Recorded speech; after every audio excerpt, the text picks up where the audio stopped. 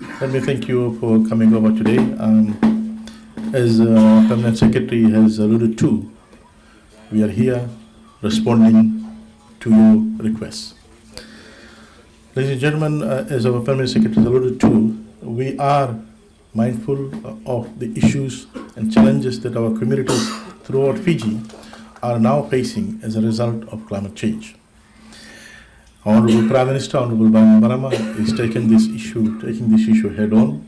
At the global level, he has taken the presidency of the Conference of Parties, 23rd Conference of Parties, and at the local level, the ministries, are now dealing with it in various ways. For example, the Education Ministry is looking at how, through their curriculum, revised curriculum, they can educate our children about building resilience to climate change issues, and in their own way, how communities could mitigate negative effects of climate change. But with the establishment of a dedicated Ministry of Waterways, we not only will develop programs and projects to ensure that our communities, our infrastructure, our hospitals, our roads are safe from negative effects of climate change, but we will also work with the other ministries so that in their work they also deal with addressing issues of climate change wherever they are operating. Ladies and gentlemen, the issue of climate change is affecting small island states more than other countries, particularly the small island states of the Pacific region, the small island states of the Caribbean region, the small island African states. Here in the Pacific, our neighboring countries, those with atoll countries, the low-lying atoll countries, are in a major danger in terms of rising sea level. But our country is no exception. We are a small island country with a volcanic country where our most arable and fertile lands are located close to the coastal area, and we have dual impact. One is the effect arising out of clogged up waterways and major erosion of the topsoil upstream at the catchment and the watershed, which is resulting in flooding of nearby arable land, flooding of communities, settlements and villages. As well as we have got the other effect of saltwater intrusion as a result of coastal erosion, as a result of sea level rise. So this dual effect is putting pressure on our communities, and as a result, we now need to react quickly. Like communities in other areas where we are addressing this issue, as alluded to by our Permanent Secretary, and communities in Sigatoka, where we are taking major dredging work equivalent to $3.5 million. Reki Reki, where we are undertaking the river clearing and widening and deepening worth over $1.3 million. Like in Rewa, here close by, where we are undertaking a major dredging work of the Rewa River.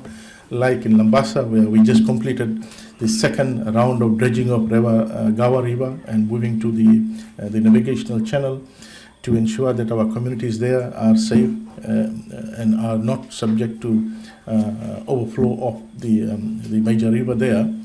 We are now addressing an issue that has been raised by you all for a number of years.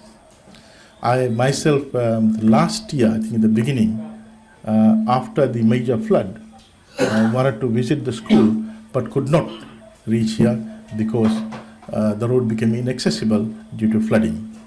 The communities here tell us that they have to use fiberglass boat to get to this side if they want to come home from work, if they're stuck, or community people here want to go to town or to work. A school, they would have to look at other means of transportation other than using the road. Ladies and gentlemen, this is not a small community. We have got about 4,000 residents here, and mostly those who are dependent on the agriculture sector. And whether it's a small community or large, they all need to have better life. They all need to have continuity in whatever they do. They all need to carry out their normal daily work in a normal manner. And these kinds of situations where during rainy season their entire lifestyle gets affected, needs to be dealt with head on. This area actually is subject to consistent rainfall. Even in the standard dry season, we tend to get rain here, averaging to about during normal rainfall period about 150 millimeters, which is quite high, reaching up to 400 millimeters in the wetter months. And this is, as with climate change, this thing is getting worse. With the annual rainfall reaching an average of about 2,000 millimeters. So we need to now quickly deal with this situation, arrest the issue of flooding in this area. Our engineers did a survey of this area.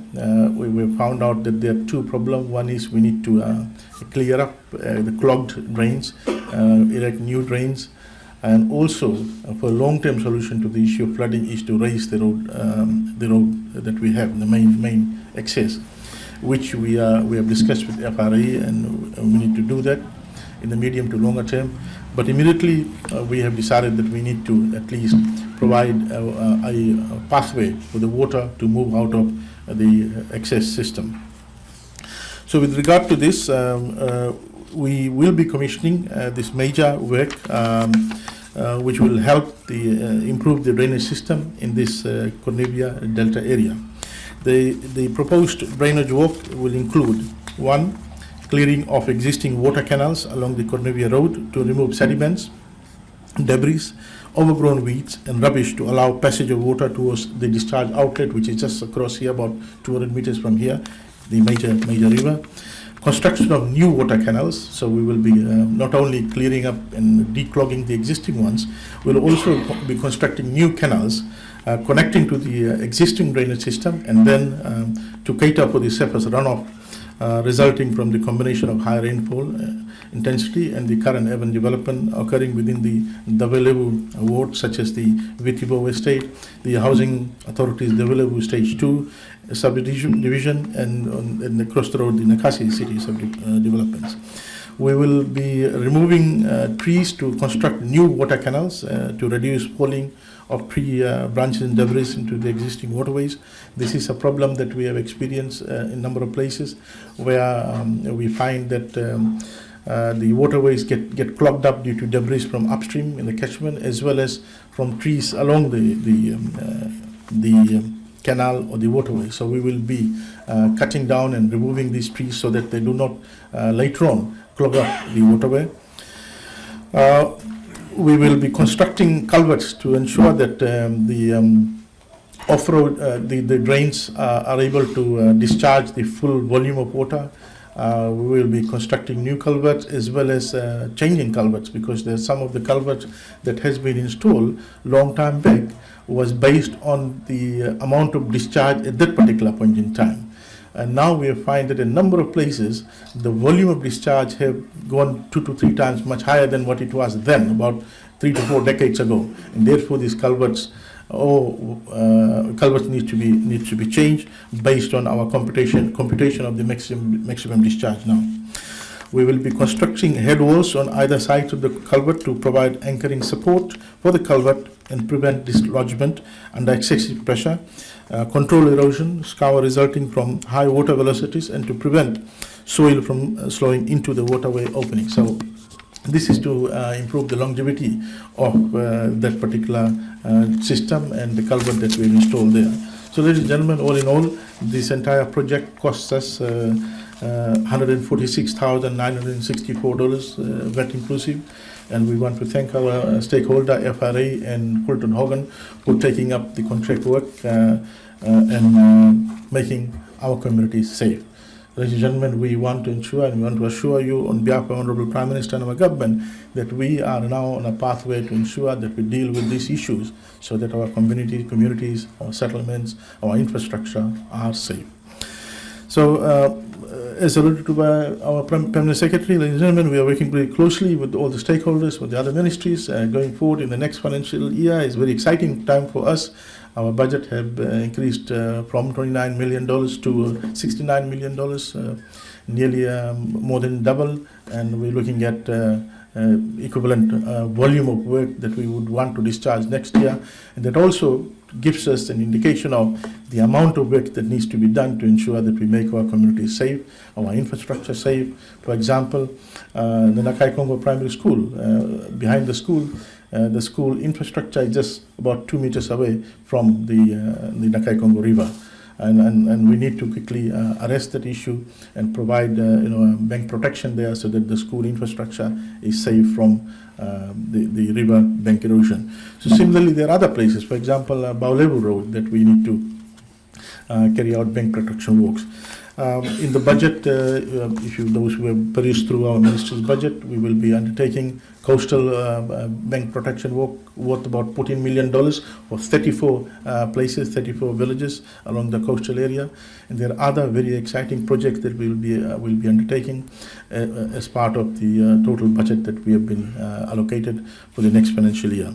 So with these words, I would want to urge and request the members of the community to look after this infrastructure that we are constructing, to ensure that people do not throw rubbish there. People do not tinker and alter this drainage system that we have, because this is now our property, your property, our property, and we need to look after it, maintain it, so that the communities are not affected and their daily work life is not affected. With these words, I want to, on behalf of our ministry, our government, our Honourable Prime Minister, and PS, we want to thank you all for coming here, and I want to assure you that we stand ready to respond to your request and your needs. Thank you.